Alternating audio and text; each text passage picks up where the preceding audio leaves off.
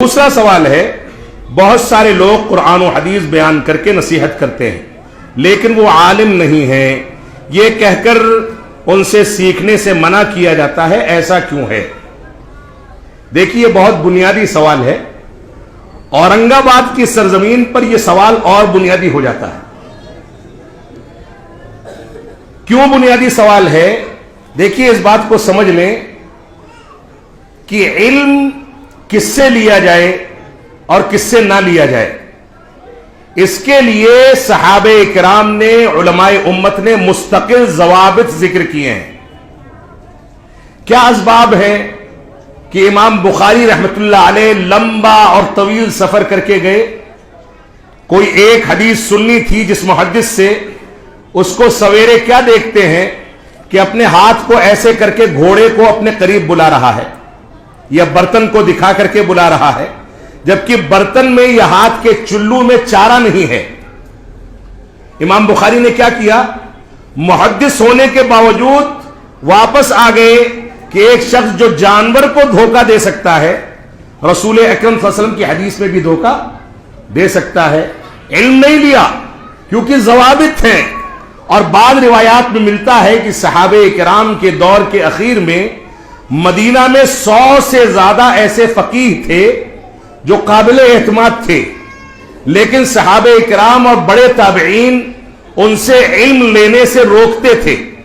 امام مالک رحمت اللہ علیہ نے اس روایت کو 2 طریقوں پر بیان کیا ہے۔ فرمایا، ایک تو علم حدیث لینے سے روکتے تھے، اور بعض روایات کے مطابق عمومی لحاظ سے علم لینے سے روکتے تھے۔ امام مالک رحمت اللہ علیہ کیا فرماتے ہیں؟ کہتے ہیں کہ ان سے علم لینے سے صحابہ و تابعین کیوں روکتے تھے؟ یہ 100 سے زیادہ لوگ جو متقی پرہیزگار قابل اعتماد ہیں، لیکن ان سے علم لینے سے روکا جاتا تھا کیونکہ ان لوگوں نے علم اپنے علماء سے یا اساتذہ سے حاصل نہیں کیا تھا، بلکہ کتابوں سے پڑھ لیا تھا، کتابوں کا مطالعہ کر کے عالم بن گئے تھے، لہذا ان کو اپنی ذات کی حد تک علم سے فائدہ ہو سکتا ہے، لیکن وہ کسی دوسرے کے سامنے علماء کی اجازت کے بغیر، علماء کی توثیق کے بغیر، علماء کے بیان اور اجازت کے بغیر وہ کسی دوسرے کے سامنے علم نہیں بڑھا سکتے۔ یہ اہل سنت والجماعت کا ضابطہ ہے، اور امام ابن سیرین رحمت اللہ علیہ نے صحیح مسلم کے مقدمے میں یہ عبارت موجود ہے کہ ان هذا الدین علم، ان هذا العلم دین فانظروا عمن تأخذون دینکم۔ یہ دین جو ہے، یہ علم جو ہے، یہ تمہارا دین ہے، لہذا جن لوگوں سے علم حاصل کرتے ہو، دین کو سیکھتے ہو، ان کو دیکھ لیا کرو، ان پر غور و تدبر کر لیا کرو، دیکھو کہ وہ اس قابل ہیں کہ تم سے علم لیں یا نہ لیں۔ ایسی صورت میں تمہاری ذمہ داری ہے کہ اس چیز کو سامنے رکھو۔ ایک بہت بڑے اسلاف میں سے عالم دین گزرے ہیں، شاید سفیان ثوری رحمت اللہ علیہ یا کوئی دوسرے امام گزرے ہیں، ان کی مجلس میں ایک شخص آیا، آ کر کے اس نے کہا کہ میں آپ کے سامنے قرآن مجید کی ایک آیت پیش کرنا چاہتا ہوں، یا میں آپ سے ایک بات کرنا چاہتا ہوں دینی مسئلے میں، یا کوئی بات آپ کے سامنے پیش کرنا چاہتا ہوں۔ انہوں نے کہا نہیں، مجھ کو نہیں سننا ہے۔ کہا قرآن کی ایک آیت پیش کرنا چاہتا ہوں، فرمایا کہ نہیں سننا ہے۔ جب وہ اٹھ کر کے چلا گیا تو ان کے شاگردوں نے پوچھا کہ آپ نے ایسا کیوں کہا؟ وہ تو قرآنی آیت بیان کرنا چاہتا تھا۔ تو انہوں نے فرمایا کہ میں نہیں جانتا ہوں کہ وہ کون آدمی ہے، اس کا خلفیہ کیا ہے، اس نے کس سے علم حاصل کیا ہے، وہ قابل اعتماد ہے کہ نہیں ہے۔ میں تو سمجھ جاؤں گا جو بات وہ پیش کرے گا کہ اس میں کیا غلط ہے کیا صحیح ہے، لیکن تم میں سے کسی کے ذہن میں اس کی غلط توجیہ و تعویل یا غلط تعبیر یا غلط تفسیر ایسی بیٹھے گی کہ وہ زندگی بھر اس غلط تعویل و توجیہ کو چھوڑ نہیں پائے گا۔ یہ تصور ہے علم کا۔ تو علم جس سے لیا جائے وہ قابل اعتماد لوگ ہونے چاہیے۔